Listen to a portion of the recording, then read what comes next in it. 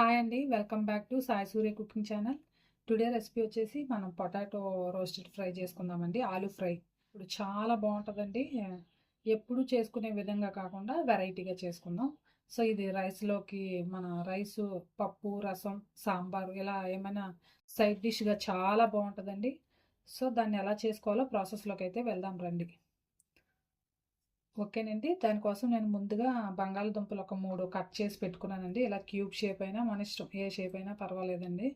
నీళ్ళల్లో బాగా కడుక్కొని పక్కన వాటర్ అంతా వంచేసి వాటర్ని పెట్టుకున్నానండి. సో వాటి కోసం అలాగే తాలింపుకని కొద్దిగా ఒక 2 పచ్చిమిరపకాయలు, వెల్లుల్లి పలుకులు అలాగే ఎండుమిర్చి అండి. మనం కారం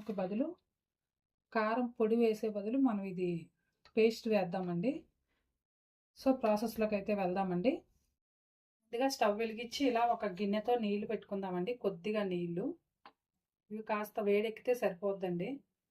సో నీళ్లు వేడెక్కే కదండి, వీటిని తీసుకొని మనం ఇలా ఒక బౌల్ తీసుకొని ఇందులో వేసుకుందామండి.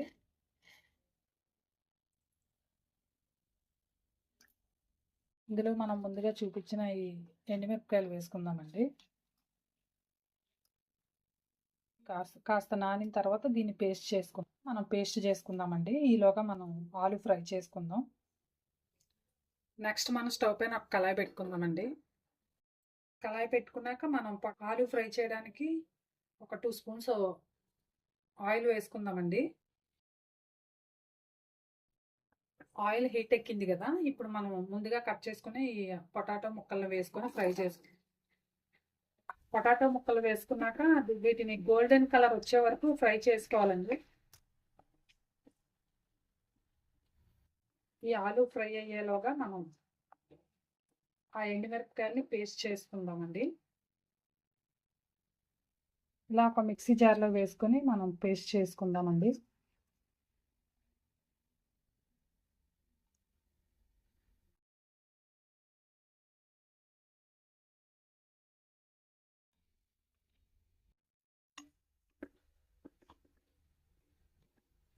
చక్కగా గోల్డ్ కలర్లోకి ఫ్రై అయ్యాయి కదండి, ఇప్పుడు వీటిని తీసుకుందామండి.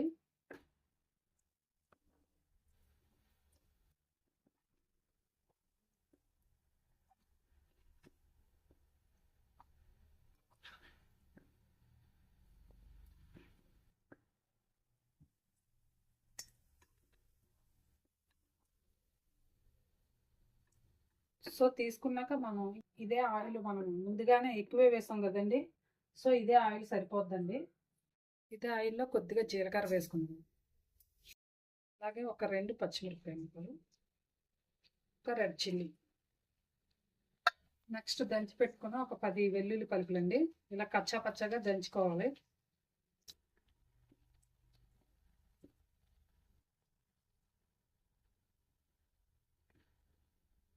ఇలా కచ్చా పచ్చగా దంచుకోవటం వల్ల మనకి మంచి ఫ్లేవర్ వస్తుందండి ఆలు ఫ్రై. అలాగే నెక్స్ట్ కొద్దిగా కరివేపాకు.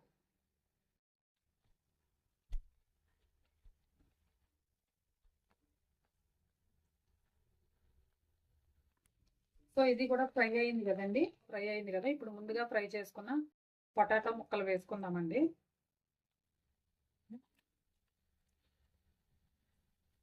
అలాగే ఇందులో కొద్దిగా పసుపు, నెక్స్ట్ రుచికి సరిపడా ఉప్పు,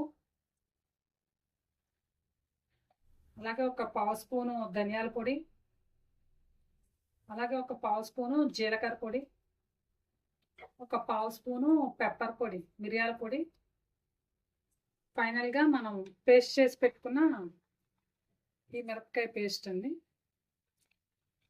రెడ్ చిల్లీ పేస్ట్.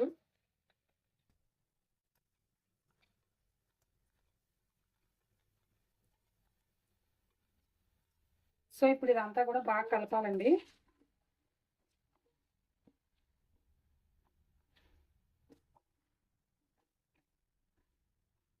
ఒక్క 5 నిమిషాల పాటు ఫ్రై అవ్వాలండి.